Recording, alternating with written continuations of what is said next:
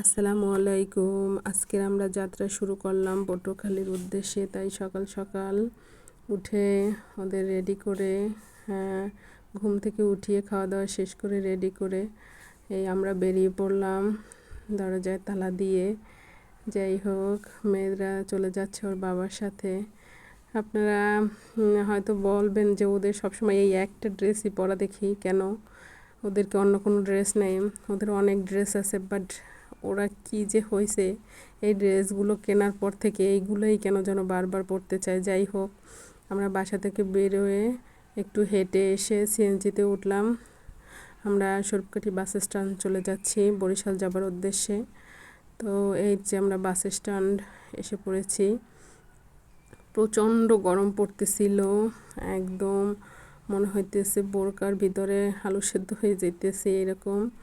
তা আমরা এখানে টিকিট মাস্টারের এই যে বসার জায়গা আছে, সেখানে ফ্যান চালানো ছিল। তো আমার মেয়েরা আমরা একটু বসে রেস্ট করতেছিলাম। আপনার ভাইয়া যে আমাদের জন্য ঠান্ডা পানি কিনে নিয়ে আসছে, বাসা থেকে পানি নিয়ে আসতে মনে ছিল না। তো আমার মেয়েরা ঠান্ডা পানি খুব পছন্দ করে, তো আমি ওদের খেতে দেই না বেশি একটা, ওদের ঠান্ডা লাগে তাই। তারপরও তারা খাবে, যাক একটু খেয়ে নেক, যেহেতু প্রচণ্ড গরম পড়ে তাই তারা একটু ঠান্ডা পানি খাইলো।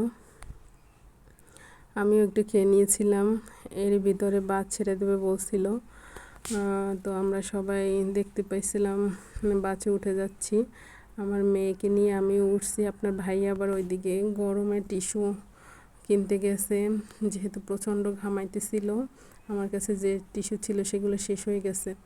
আমি আমার মেয়েকে বলছিলাম, আম্মু তুমি ভিতরে উঠে বসো। এই যে দেখতে পাইতেছেন বাসের ভিতরে সবাই উঠে বসে পড়েছে। বাস অবশেষে ছেড়ে দিল। নদীর কাছের ভিউটা যে এত সুন্দর ছিল, মোবাইলে কি যা দেখা যাচ্ছে তার চেয়ে তো অনেক বেশি সুন্দর ছিল। ও মাশাল্লাহ মাশাল্লাহ, আমার কাছে তো অনেক ভালো লাগছিল। এর ভিতরে আমরা একটু ঘুমিয়ে পড়েছিলাম। ঘুম থেকে উঠেই দেখি আমরা বরিশাল এসে পড়েছি। এই যে বরিশালে এসে ভিউটা নিতে পারি নাই, কারণ প্রচণ্ড গরম ছিল। যে আমরা যে বাস থেকে নামছি আর ওইখানে যে কি পরিমাণ গ্যাদারিং ছিল সেটা বলার মতো না। আর প্রচণ্ড গরম রৌদ্র, তাই আর ভিউটা নেওয়া হয়নি। আমরা ট্রাফিকে আটকা পড়েছিলাম 2-1 মিনিটের মতো, তারপর আবার অটো চালু হয়ে গেল। আসলে আমাদের বরিশালটা যে কত সুন্দর, যারা না দেখবেন তারা বুঝবেন না।